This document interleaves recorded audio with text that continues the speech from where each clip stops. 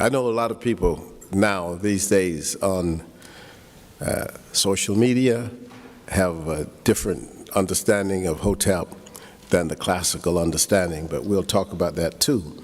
But I just want to say to Christy and to all of you who have made this possible on this Black History Month celebration, that I'm very happy to be at Suffolk for this occasion. I'm always happy to come to colleges, to universities, and places where people think and reflect and open their minds to the possibility of a new world in which we have understanding, full understanding, as much as we can, of all of human realities. So it's good, and I want to just thank you. I want to thank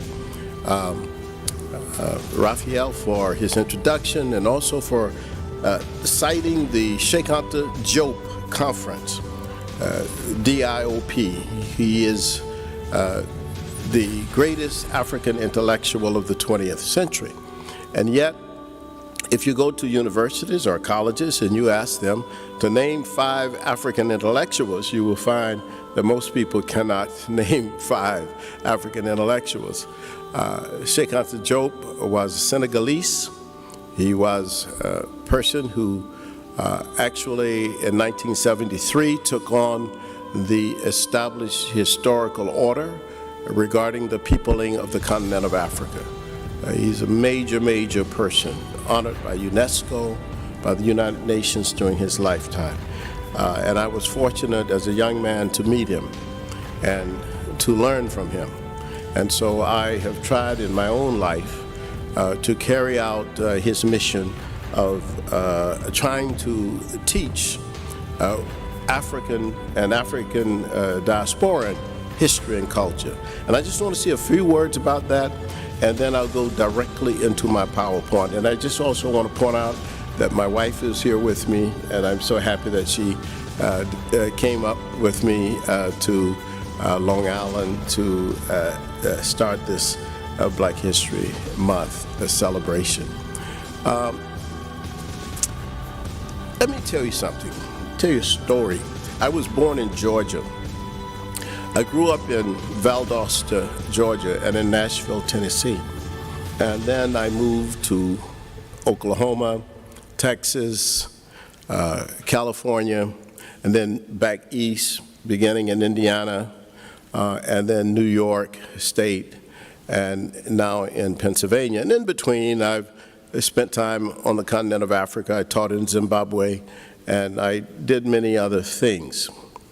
But all along the way, I thought always of the native peoples, the Native Americans, and I was thinking of them because as you travel throughout this country and you see how vast and beautiful it is, it always occurs to me there were people living here before the Europeans came and before the Africans came.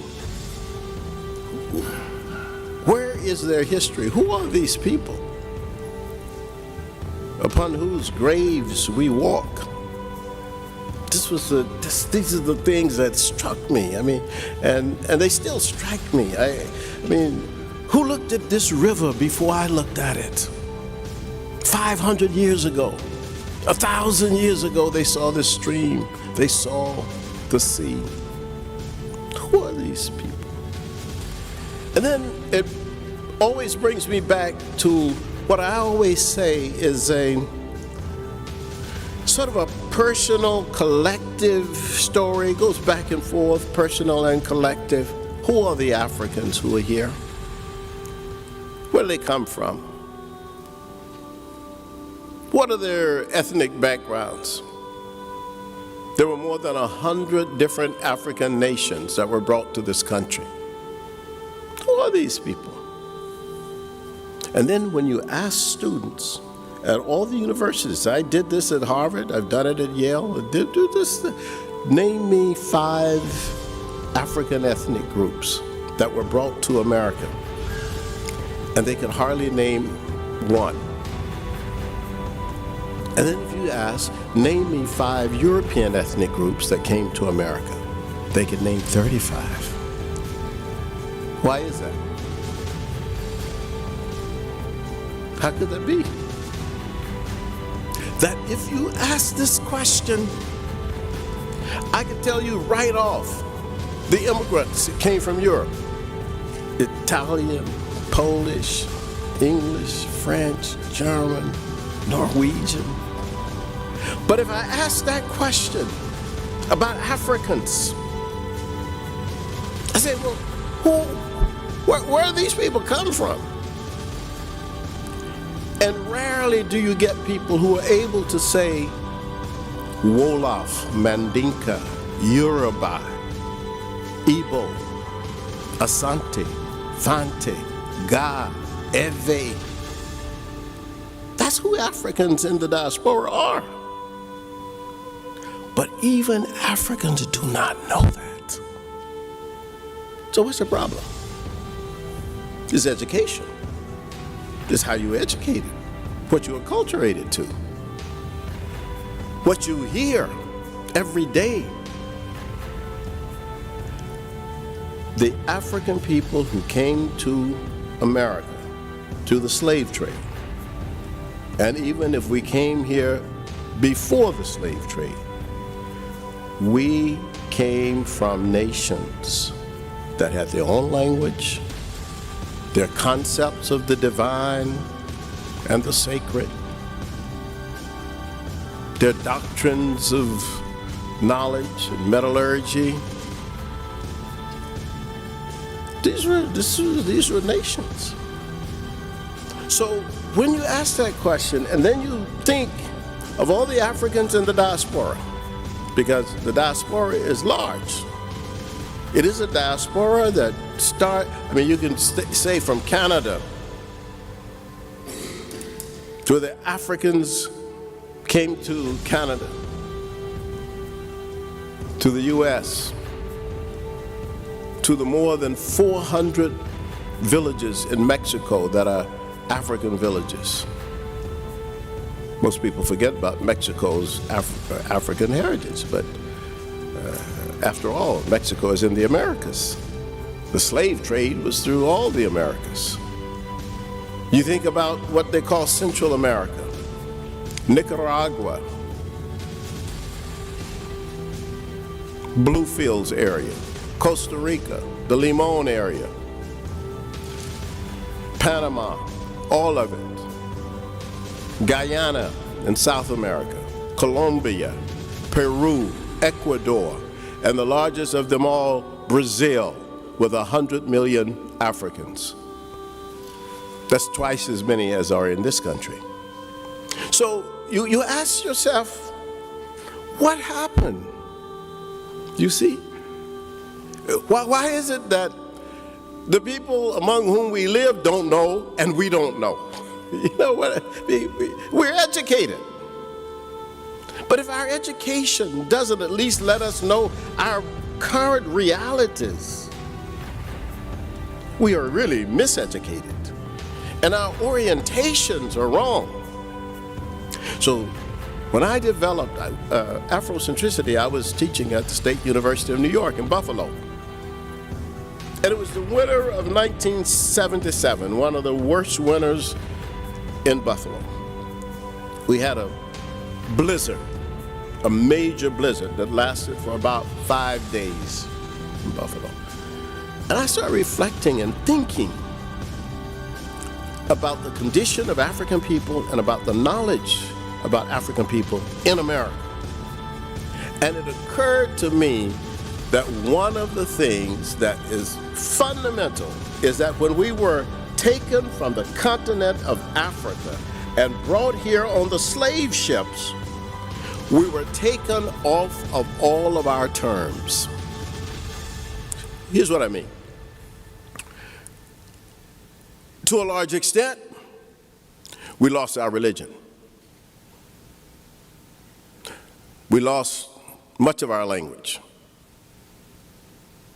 We lost much of the knowledge that had accrued on the continent of Africa for thousands of years. We lost our connection with ancestry. We were taken totally off of turn. We even lost our concept of what was beautiful and what was good, because we saw so much that was not good and not beautiful. And we could not really understand what had happened to us. That's the reality of the African experience. Not just in the United States, in the Americas. And I've traveled throughout all these countries. It's the same situation. I gave a speech like this last year or 2 years ago in Medellin, Colombia. It's the same with the black people in Medellin, or with black people in Cali or Buenaventura in Colombia. Colombia is 30% black, African. And you have the same issue that I'm talking about. The moving of African people off of their terms and to placing us fundamentally, almost without a voice, on European terms. And then you ask me, what's wrong with black students, or what's wrong with black people sometimes, or what's wrong with the way other people see us? It's disorientation, misorientation, being out of place, dispossessed of knowledge, of contact with information, and so forth. So what I proposed that came out in the book in 1980, I proposed that African people in America and throughout the world, because I later discovered that on the African continent, many of the people have the same problem we have: dislocation, psychological, cultural dislocation, spiritual dislocation, aesthetic dislocation. But here's the solution to that. It is the acceptance of Africans as African people who are centered in their own historical narratives. So we put ourselves in our own narrative. We're not marginals to the European experience or anybody else's experience. We are ourselves a historical people. And our agency, it may be unrevealed to a lot of people, concealed from some others, is profound. And yet, we fight against agency reduction formations all the time. It's a term I get from the scholar Michael Tillotson. Agency reduction formations that always confront African people who try to get off of the plantation and to be independent or liberated. You always have people to stop you, to push you back. If you say, look, we should have a Black Studies program at this college, someone say, no, we don't need a Black Studies program. Agency reduction, always, because the idea is to maintain African people in a position of dislocation. So, Afrocentricity. Now, Afrocentricity is the idea that African people must view themselves and must be viewed in a historical context as centered within the framework of their own realities and experiences. That is all it is. It's a simple idea. It's not against anybody. There are a lot of people against Afrocentricity, but I'll tell you about that in a minute. But it's not against anybody. It is for an understanding of African people, just as we would want an understanding of all people. It doesn't deny anybody anything. So I start with the pyramids. Now, why did I start with the pyramids? If I were to ask you about American education, I would say, how does American education form its curriculum? How do we start? Where do we start? Most people will say Greece, and it's true. Almost every subject harks back to the Greeks, or there's some Greek at the entrance to everything, even the theater. You see, I mean, all that. We say, well, the Greeks did this and the Greeks did that. But it's always people who do not truly and fully understand history that would give us these answers, you see. And I'm not going to contest them now, but I will talk about them a little bit later. But here's the problem. We start with a discussion of Homer, the Greek writer, and the Iliad, the Odyssey. We start with Homer. That's almost the beginning of Western education. You start with Homer. But when did Homer live? This is a chronological question. What is the period of Homer's existence? When did Homer write? And if you think about it, if you've been in some of the classes of your professors, these professors who are here and studied at great universities, they would tell you that Homer lived around 800 years before the Christian era. That's 800 years before Christ. This is the period of Homer. 800 years before Homer, before Christ. But when were the pyramids built? The pyramid age starts 2,000 years before Homer. You think about that. We start our education, our curriculum, with a discussion of Homer and the Greeks and the Iliad, Troy and Helen, Achilles. Why don't we start with the pyramids?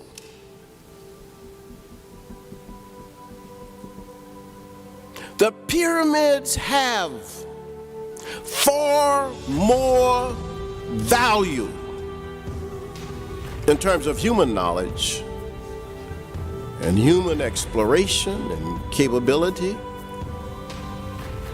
than the Iliad.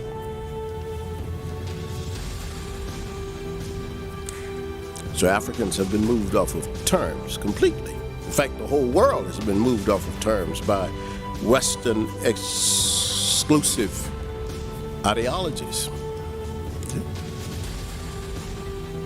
2,800 years before Christ, 2,000 years before Homer, black people built the pyramids in Africa.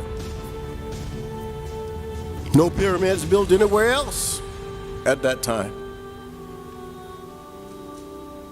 106 pyramids built in Kemet that the Greeks later called Egypt. 200 pyramids built in Sudan, in Nubia. This is a historical fact. It's a fact. But it doesn't figure in my elementary education. It didn't figure in my high school education. And when I went to community college in Texas, it didn't figure in my community college education. And when I finished UCLA, it didn't figure in my graduate education. So how did I get this information? I had to be a guerrilla. I had to find the information wherever I could. And then I had to organize it and put it together. And that's why I write so much. There's so much to say that has not been said, and there's so much to refute that has been said. You can't claim that Africa is a continent of darkness when Africa gave the world its first light.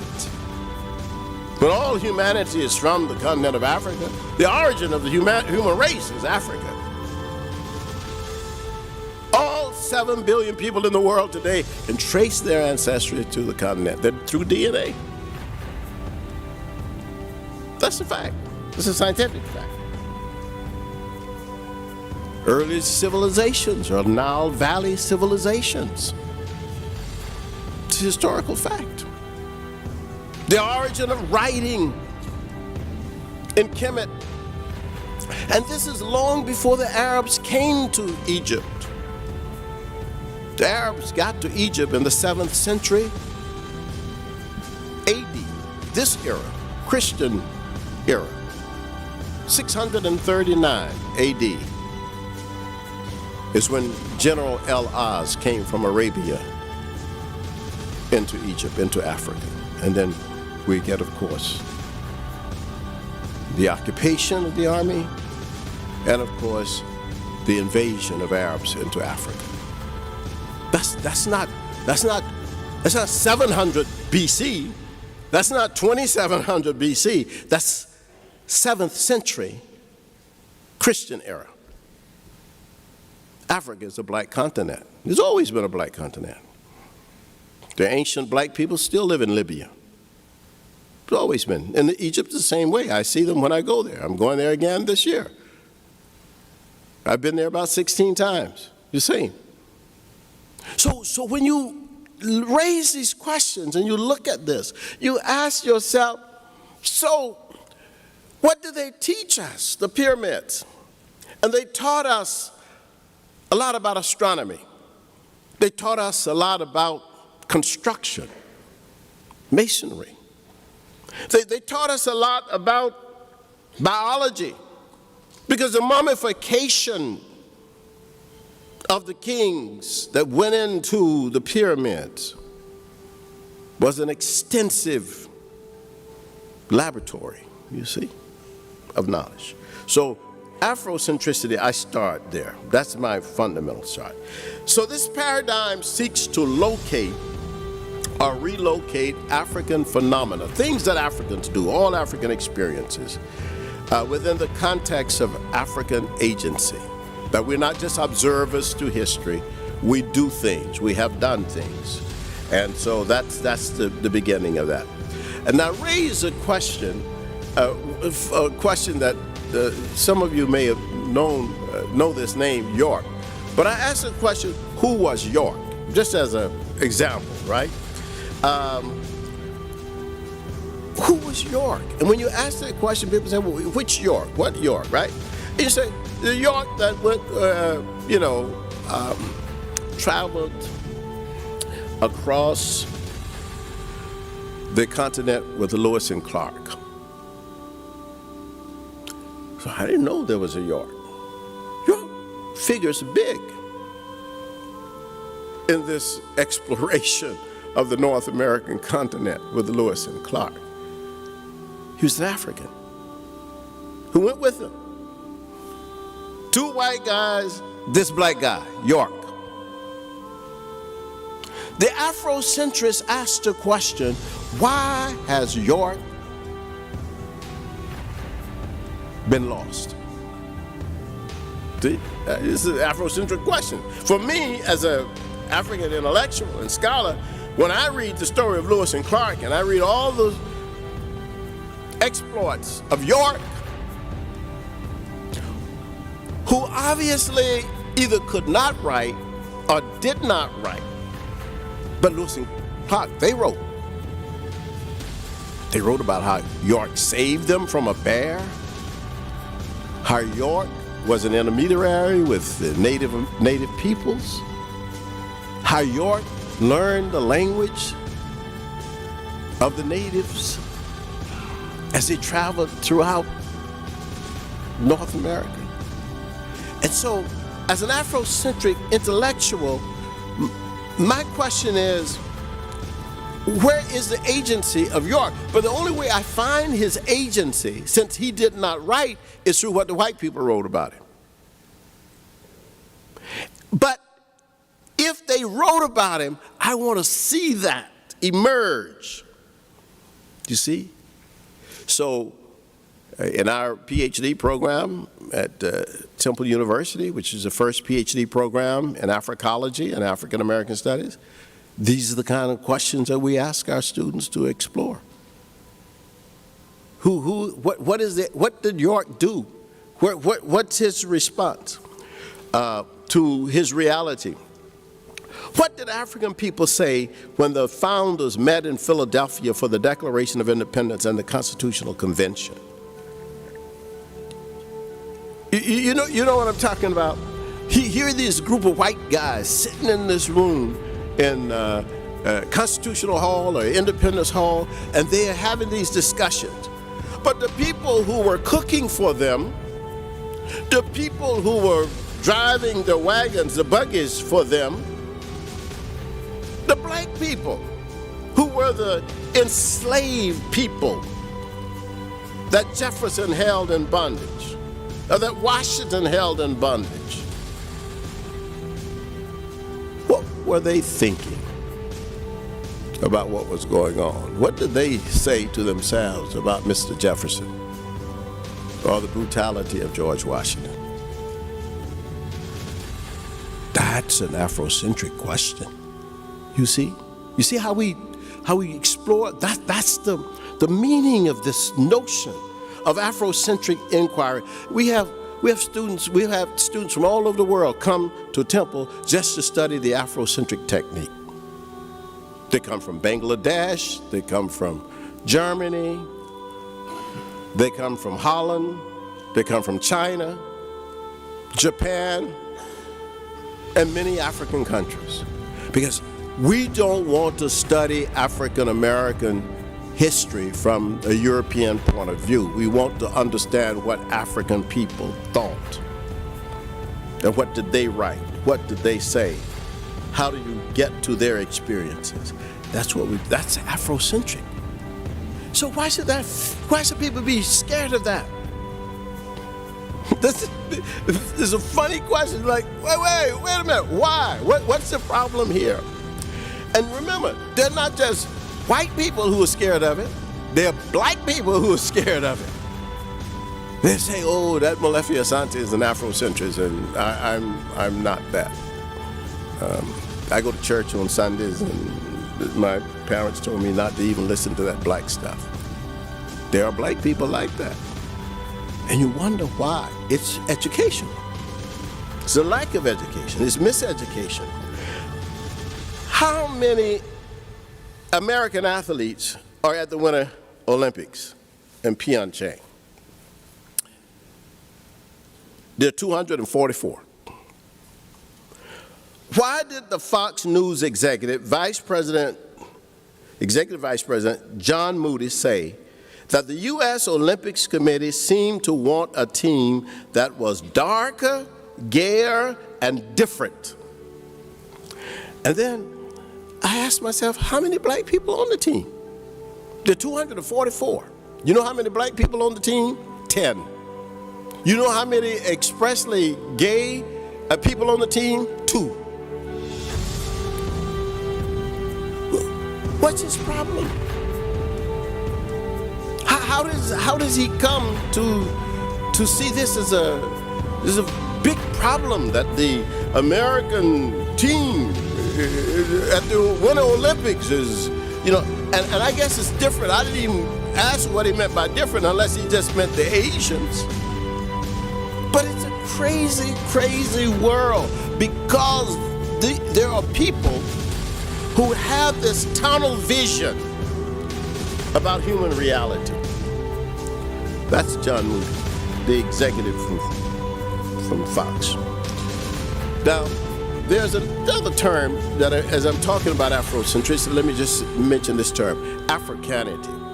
Africanity is different from Afrocentricity. Africanity is, it would be fashions. I'm wearing an African shirt, for example. That's an I would say Africanity. The way I wear my hair may be African style. That's Africanity.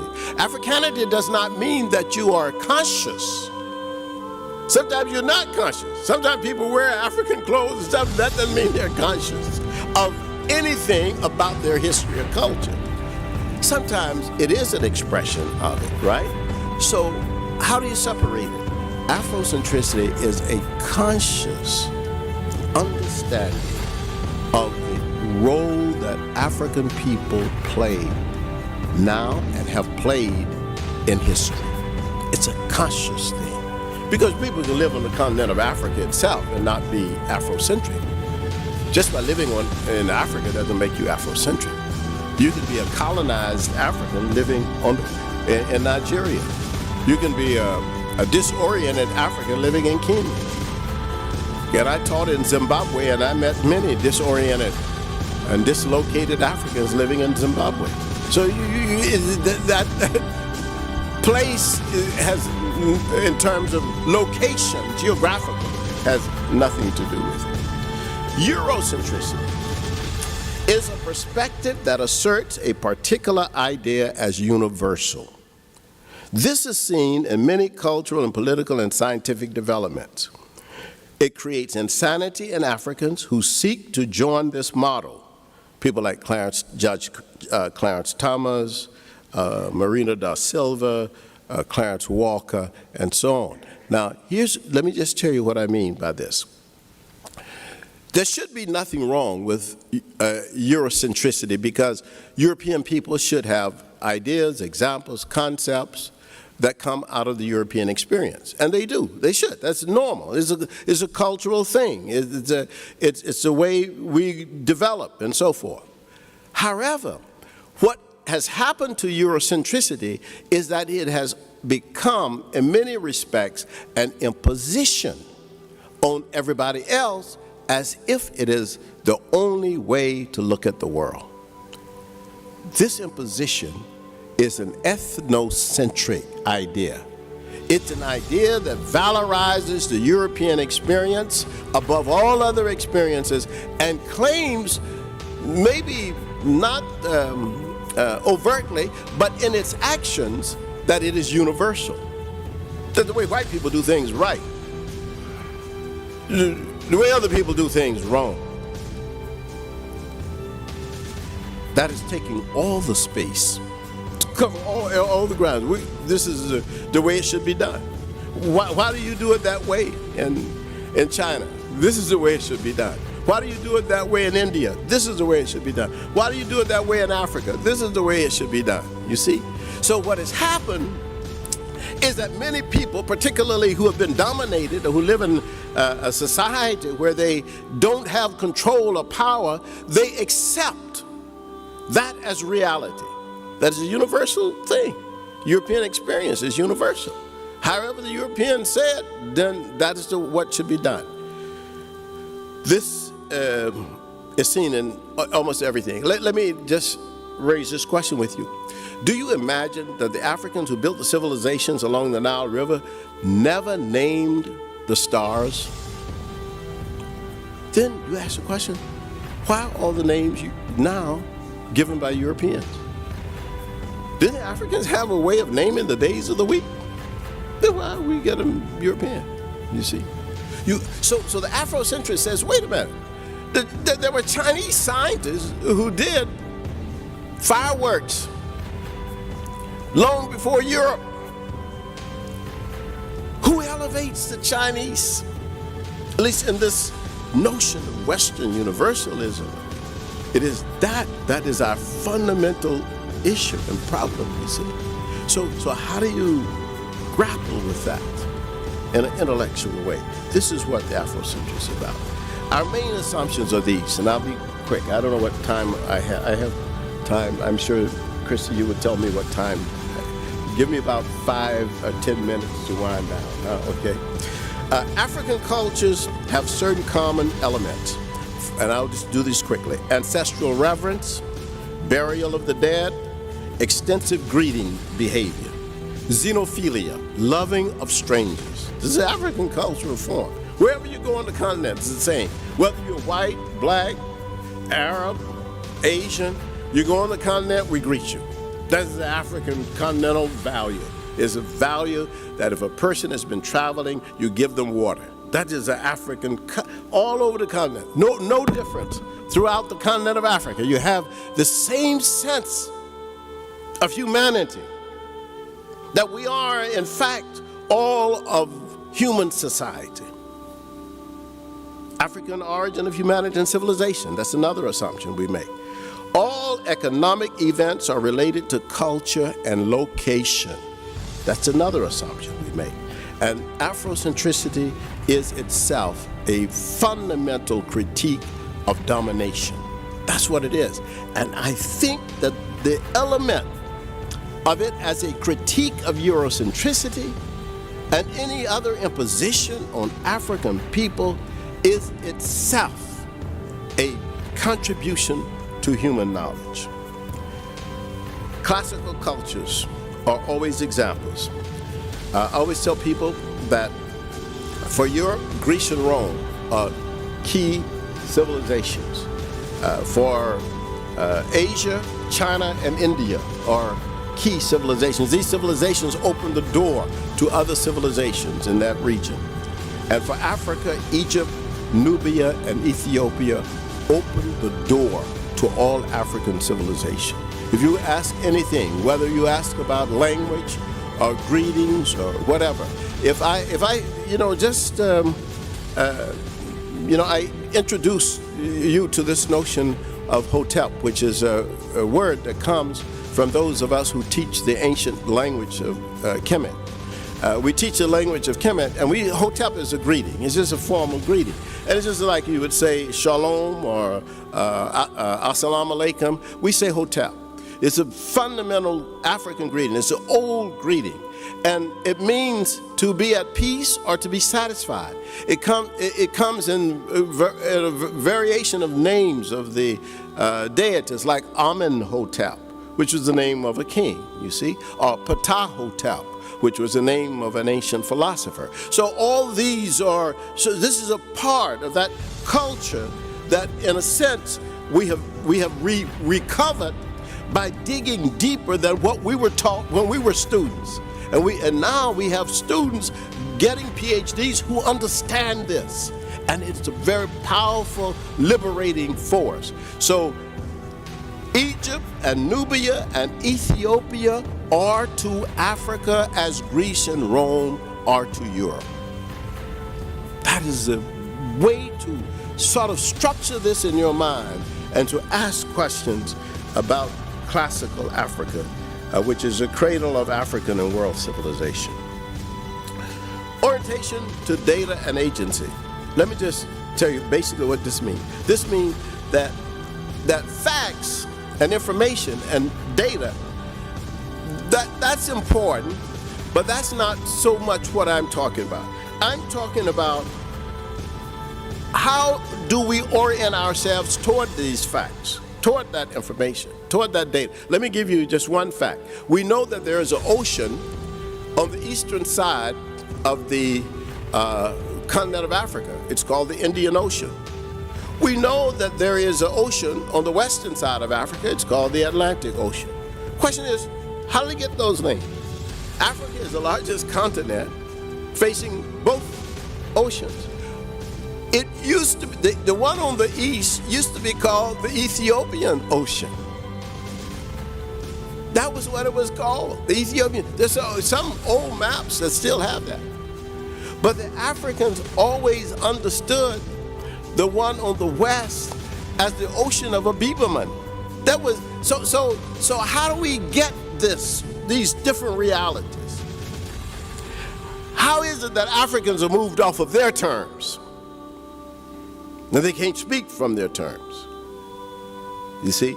So that is the question. So what is the African agency in any situation? What is our condition now and so forth?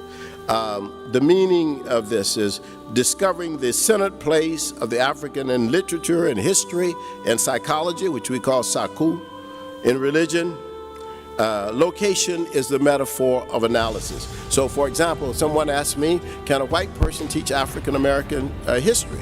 I said, it depends on where the white person is coming from. Where is he located? If you're located in a place where you understand that African people ought to be given primacy in their own historical narrative, then yes, a white person can teach it. But if you're going to try to teach African American history from a Eurocentric standpoint, then what's going to happen is that you're going to valorize most often European history. And that's not what African history ought to be. I should not pick up a book on African history and read, for example, that David Livingstone was the greatest person who ever lived in Southern Africa. That doesn't make sense. But there are history books that do that. So that's the problem. So how do you change that? You change that by demonstrating the tremendous heroics and values and activities of the people who lived in that region, you see. How we can be trapped by language and symbols. When you hear someone say universal man, that's a problem. It's not just a problem Afrocentrically, but it's a problem of gender, but it's a big problem. When someone talks about the foundations of the Middle Ages, and this is one of the things that struck me sitting in my classes in college. People talk about the Middle Ages as if that nothing was going on in Africa. Can you imagine? You're hearing these discussions as an African student about the knights and and all this stuff, and you're saying, wait, this is the 1400s. What's going on in Africa? Yeah, absolutely, right, of course. We know that, right? So that means, I don't know whether you got that at the Suffolk, you may have got it somewhere else, but you got it right. It's true. You say, wait a minute, I'm sitting in this class, and this European-oriented professor, maybe black or white, is teaching me about the Middle Ages as if there are no other Middle Ages. That is crazy. You have to ask yourself, and that's where the insanity comes from. Black people say, well, wait a minute, I know there's something going on in Africa. I don't know what it is, but there must be something going on somewhere else in the world, right? That's where the Afrocentric idea comes in. It says, wait a minute, there are things going on in Asia in the 1400s. I mean, China is not just sitting over there doing nothing. So what we ask, and this is why, in a sense, I see this as a powerful way to try to understand reality, is to open up our minds to knowledge so that we all understand that we all bring things to the table of humanity. There's not just one plate on the table. There are many plates that can be put, but we must allow them. So when we say modern language departments, what do we mean by that? Every modern language department that I know of has never had an African language in it. They don't teach Zulu, they don't teach Yoruba, they don't teach Swahili, they don't teach Wolof, Hausa. We said, well, why do you call this a modern language department? That's a question to me. And I raised this question to deans, to professors. They can't explain it. Well, we don't teach that, but we just teach German, Spanish, French. But we modern language, you see. So this is the issue. World great books. I'm not going to go through that. About the whole notion of canons. Ballet, the classical dance. Ballet is European classical dance. There are other classical dances. The kete, my middle name, kete, is a classical dance of the Ashanti people of Ghana. Kete. So now here's the situation. So Europe takes all the space by saying, well, we got classical dance. Everybody else, you got folk dances. That's not correct. All people have dances and art forms that they feel could be emulated by other people. That's what classical means. But it is not for people to assume that that what we call ballet is the only classical dance, and that the Japanese don't have classical dance or the Chinese don't have classical dance. How can you assume that? How can you make that kind of statement? But this is a grabbing of everything. The obligatory point of entry for whites in movies, with the exception perhaps of the Black Panther, but we'll see that when it comes out. Okay, now, location and position. We can never be sure that our place is secure unless we're self-choosing. This is for African people. African people must be able to, at least in a class, take a class on mathematics. The first calculator in the world was an African calculator. 48,000 years ago, the Africans in Swazi, the Swazi people, created the Limbombo bone calculator. 28,000 years ago, another African people, the Ishonge people of Congo, created the Ishongo bone calculator. This is mathematical history. But I'm sitting in the class as an African student. I don't know Ishonge. I don't know Swazi. My teacher obviously doesn't know it. So I'm sitting up in there as if I have to go get something which is already a part of my heritage. That's great. That's where you get insanity. You see? That's crazy. Because we don't know. That's why you've been shut out away from that, okay? But knowing the concept of place helps us to determine argument, logic, and so forth. Elements of place, I don't have time to go through these: history, mythology, ethos, and motif. Afrocentricity is an orientation to data, like Marxist theory, deconstruction theory, development theory, or post-colonial theory. It is not data itself. It's an orientation to data, how you look at it. It's a perspective on it, you see. And I always say this: who criticizes Afrocentricity? Some white scholars. They say, well, it's anti-white. Some black scholars, they say it's all about Africa, not about America. Some liberals, they say it's too collective. It's not individual enough. Most Marxists, they say it's about culture and it's not about class. All conservatives, they say it's radical.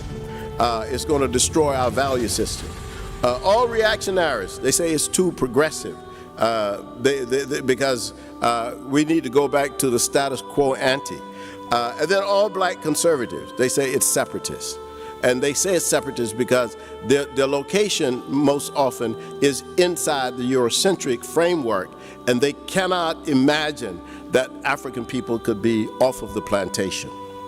So it's normally criticized because it's a new departure in analysis.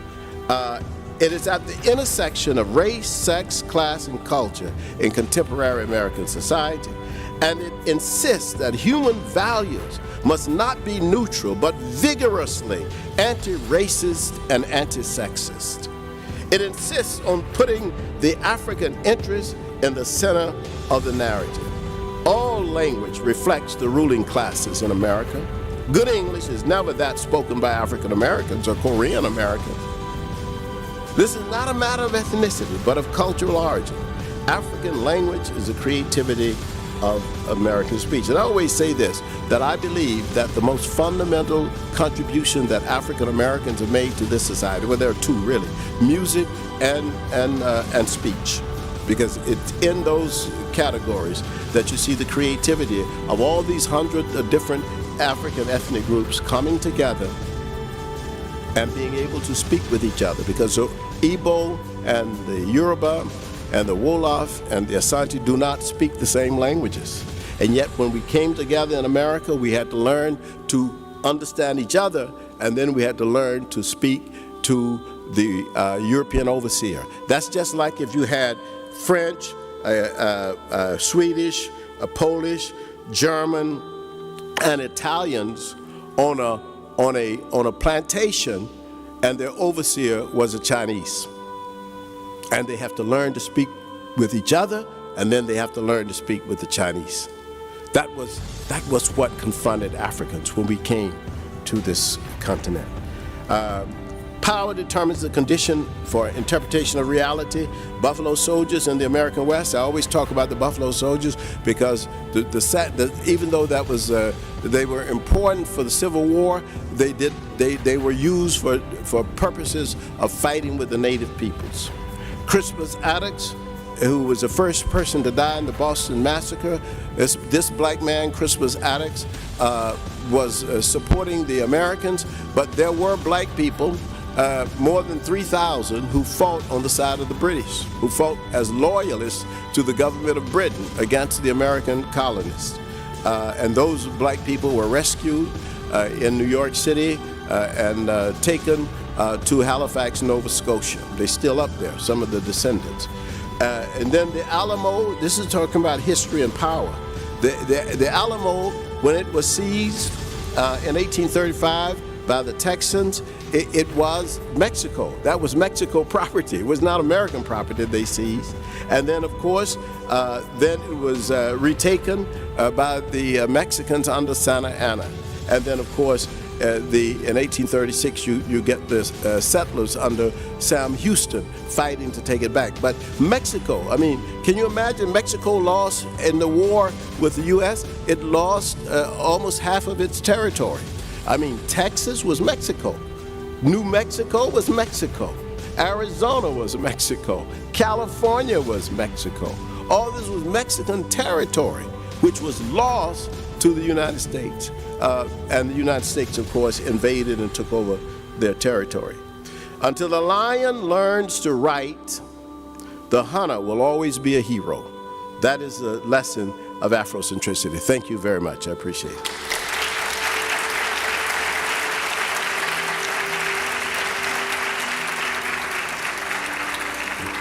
I understand there are time for questions or comments.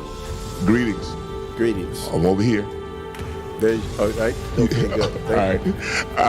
First, I'd like to welcome you and your wife to Long Island, Suffolk County Community College. Actually, you've been in our discussions for probably over 20 years.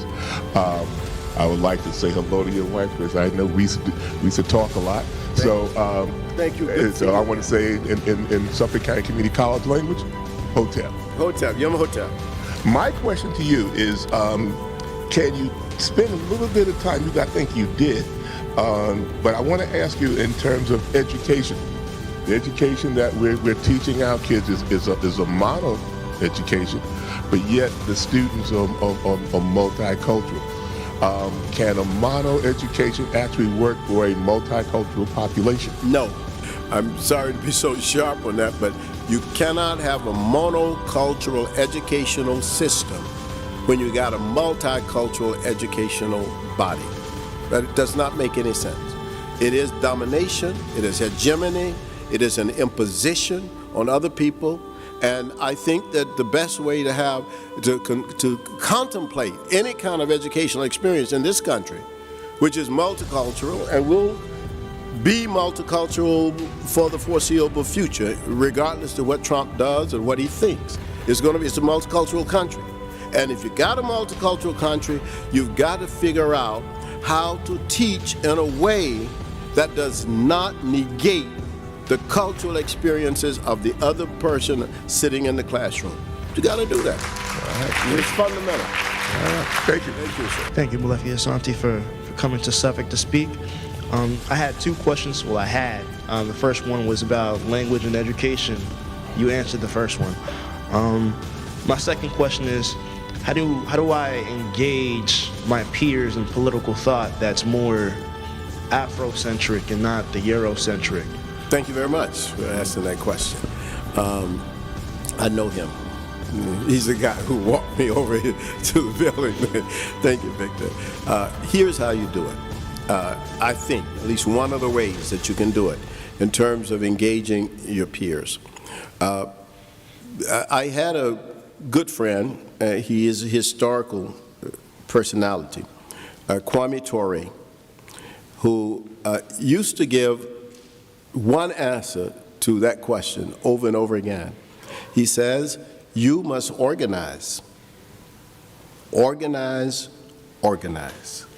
That's the solution to working with your peers. Now, there are a number of organizations that I would certainly hope you would be interested in, and I can share that with you later, but the Afrocentricity International is an organization that has chapters around the world.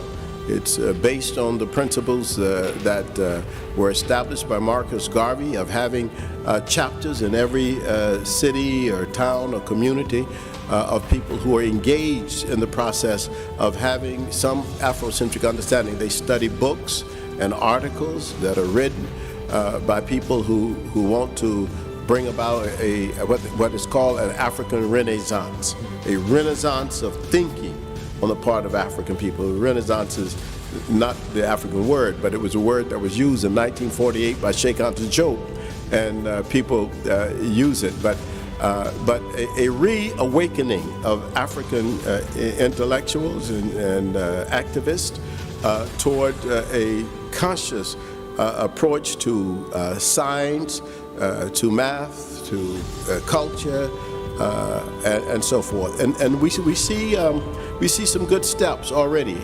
Internationally, things are happening. The African nations, for example, have just decided to have a common market throughout the continent, where they're going to lower tariffs for all the nations. They're going to try to get rid of visas. You're traveling between South Africa and Ghana. Why should you need a visa and so forth? Yeah, like the and here on African passports? Pardon? Like, No, just one passport, Africa. It would be Africa. You have a passport for Africa.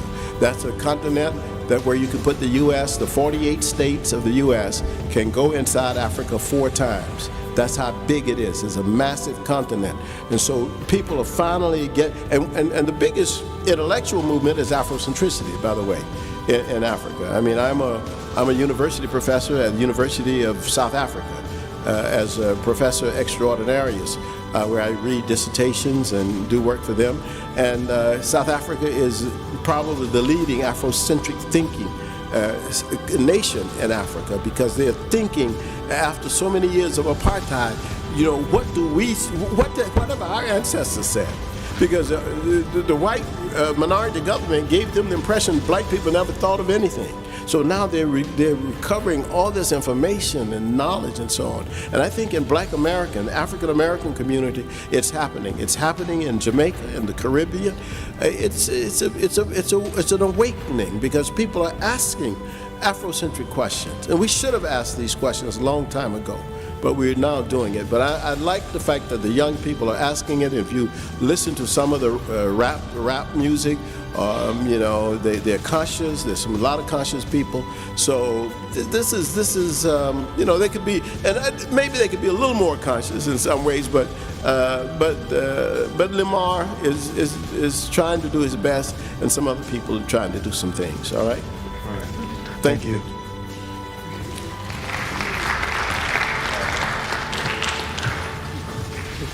Hi. Thank you for coming, and thank you for speaking and dispelling knowledge. It's always appreciated. So my question is one of practicality, so to speak.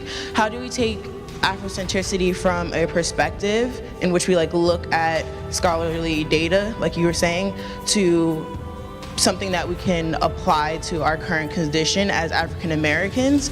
You mentioned Africa a lot. Whether it be the advancements that we brought forth to the world, or what we've done for culture, or all these really interesting and meaningful facts. But what do we do with those as young African American, Black American, whatever we want to classify ourselves as? Very good. Especially in an academic sense. And you in a more practical sense. Yes. Yeah. So when we were bringing forth a suggestion to bring African or Black studies to campus last year, it wasn't received well because people didn't see the practical use for such an education. If you cannot be a skilled worker with this education, why is it needed? So maybe if you can speak on that and see. That's a good question. Thank you. Very good question. Thank you very much for that question. Well, to me, and I've been in education a long time. I mean, I was thinking yesterday, I've been teaching at universities for 45 years. So I have some views on this, and very clearly, the most practical education at the undergraduate level is an education that you are passionate about. That's number one. Number two, if a person asks that question, what can you do with it? It could be asked of any subject that is not a vocation. In other words, so I'm taking political science. So what can I do with it? So I'm taking English. So what can I do with it? Anything anyone can do with any degree that is not a vocation where you actually learn a skill like speech therapy or engineering, you can do with African American studies. There's no difference.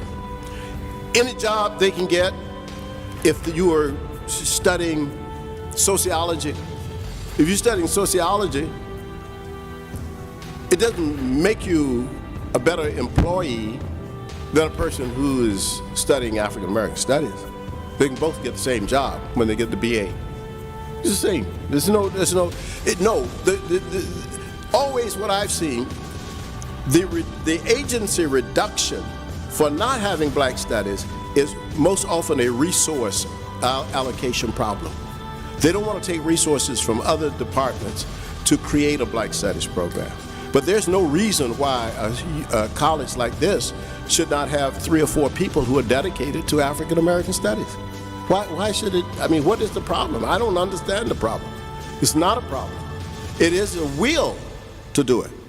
If a university has a will, one of the most beautiful things, let me just tell you this is a true story.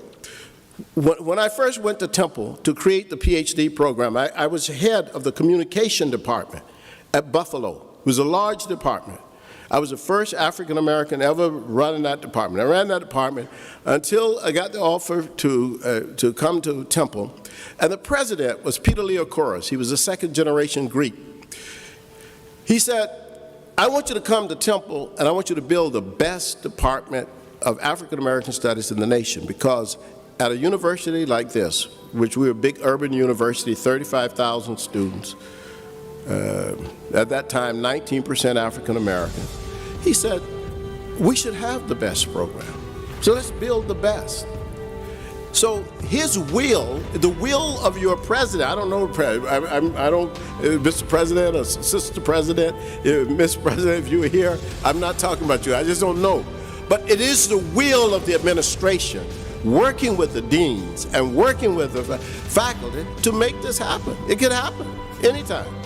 So I'm sorry it takes so long to answer. No, that's fine. I like it. Thank you. I have another question. It's more so agree or disagree type of situation. Okay. So from the little studies I've done, not like a scholar or anything yet, but it's speaking into existence, right? The way I view this, and definitely in an academic sense, that our education from K through practically now, when it comes to perspective and theory-based education, it has a purpose of building an individual from the inside out. So what we learn and what we digest in these books, and if it comes from a perspective that does not include our greatness, we are then not great, because we're kind of invisible and behind the 8 ball in every sense of that phrase. Of so when you're speaking of the importance of Afrocentricity, I just want everyone to leave with that. But do you agree with that? I agree with that. Okay. Sure, absolutely. You should be planning to go to Temple. Yeah. Any other questions? Thank y'all very much.